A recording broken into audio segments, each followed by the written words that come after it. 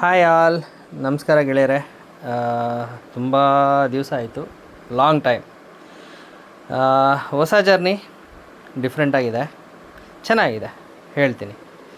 ಇದು ಬಂದು ತಿರುವಣ್ಣಾಮಲೈ ಅಂದರೆ ಅರುಣಾಚಲಂ ಅಂತ ಹೇಳ್ತೀವಿ ಪ್ರದೇಶ.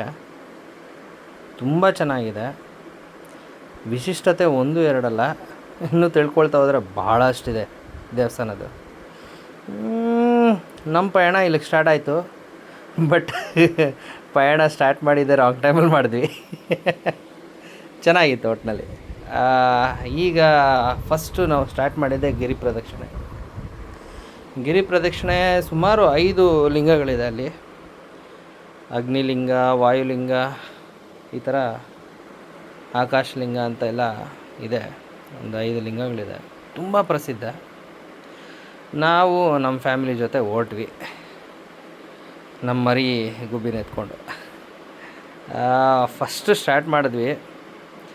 ಹೋಗೋಕ್ಕಿಂತ ಮುಂಚೆ ಒಂದು ಇನ್ಫಾರ್ಮೇಷನ್, ಅಲ್ಲಿ ಸ್ಟಾರ್ಟ್ ಮಾಡೋಕ್ಕೂ ಮುಂಚೆ ಸಿಕ್ಕಾಪಟ್ಟೆ ಬಿಸಿಲು. ಸೊ ಸ್ಟಾರ್ಟ್ ಮಾಡೋದಕ್ಕೂ ಒಂದು ಟೈಮ್ ಇದೆ, ನಿಮಗೆ ನಂತರ ಹೇಳ್ತೀನಿ ಇನ್ಫಾರ್ಮೇಷನು.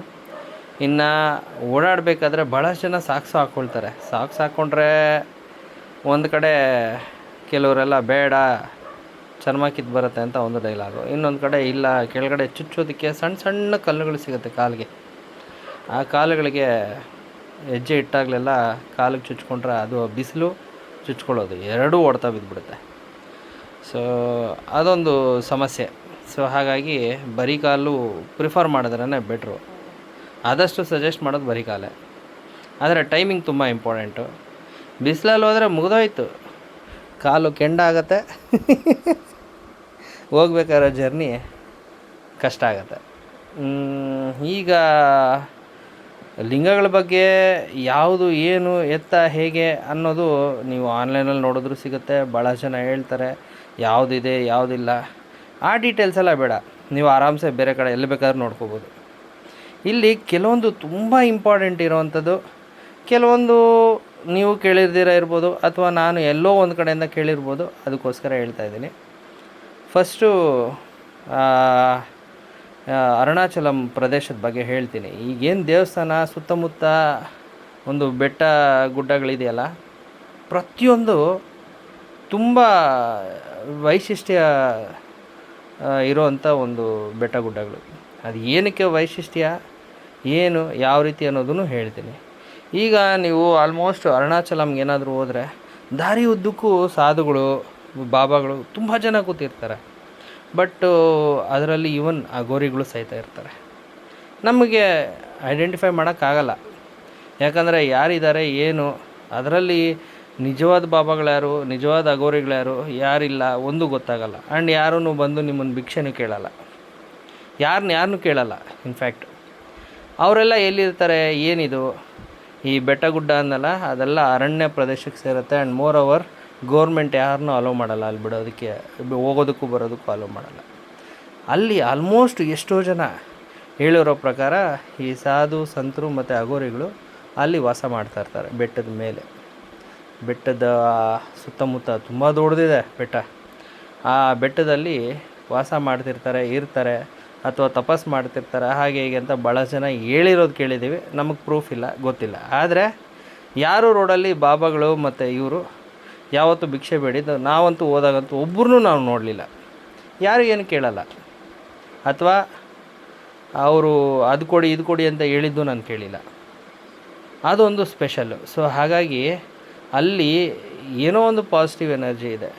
ಸರಿ ಆಯಿತು, ಇದೇನು ಇಷ್ಟೊಂದು ಹೇಳ್ತಾ ಇದ್ದೀವಿ, ಬೆಟ್ಟದ್ದಾಯಿತು, ಮತ್ತು ಈ ಗಿರಿ ಪ್ರದಕ್ಷಿಣೆ ಏನಕ್ಕೆ?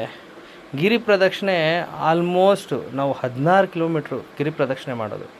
ಎಲ್ಲರೂ 14 ಅಂತಾರೆ ಕ್ಯಾಲ್ಕುಲೇಷನ್ ಪ್ರಕಾರ, ಬಟ್ ಅದು 16 ಇದೆ. 16 ಕಿಲೋಮೀಟ್ರು ಆರಾಮಾಗಿ ನಡಿಬೋದಲ್ಲ. ನಡೆಯೋದಕ್ಕೆ ದಾರಿ ಈಸಿ ಇದೆ, ತೊಂದರೆ ಇಲ್ಲ. ಆದರೆ ಈಗಿನ ಕಾಲದ ಅಥವಾ ಈಗಿರೋ ನಮ್ಮ ಬ್ಯುಸಿ ಶೆಡ್ಯೂಲ್ಸ್ಗೆ ನಾರ್ಮಲಾಗಿ ಯಾರೂ ವಾಕ್ ಮಾಡಲ್ಲ, ಆ ಪರಿಸ್ಥಿತಿ ಇದೆ. ಸೊ 16 ಕಿಲೋಮೀಟ್ರು ಟಫೇ ವಾಕ್ ಮಾಡೋದಕ್ಕೆ. ಸೊ ವಾಕ್ ಮಾಡೋವಾಗ ನಿಮಗೆ ಅಷ್ಟು ಏನು ನೀಟಾಗಿದೆಯಪ್ಪ, ಕಾಲಿಟ್ಟರೆ ತುಂಬ ನೀಟಾಗಿದೆ.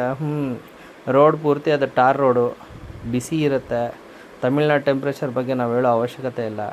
ಸಣ್ಣ ಸಣ್ಣ ಕಲ್ಲುಗಳು, ಭಾಳಷ್ಟು ಚೂರುಗಳು ಬಿದ್ದಿರುತ್ತೆ. ಸ್ವಲ್ಪ ಕ್ಲೀನಿಂಗು ತಕ್ಕ ಮಟ್ಟಿಗೆ ಓಕೆ. ಅದ್ರ ಬಗ್ಗೆ ಹೇಳೋದು ಬೇಡ, ತಪ್ಪಾಗತ್ತೆ. But okay. ಬಟ್ ವಾಕಿಂಗ್ ಮಾಡೋರು ಒಬ್ಬರಲ್ಲ, ಈವನ್ ಎಷ್ಟೋ ಜನ ಡಾಕ್ಟರ್ಸ್ ವಾಕ್ ಮಾಡ್ತಾರೆ. ಯಾಕೆ? ಆಲ್ಮೋಸ್ಟ್ ನೀವು ವಿಡಿಯೋ ಅಬ್ಸರ್ವ್ ಮಾಡ್ಬೋದು, ನನ್ನ ಶರ್ಟು ಗ್ರೀನ್ ಕಲರ್ ಇದ್ದಿದ್ದು ವೈಟ್ ಕಲರ್ ಆಗಿದೆ.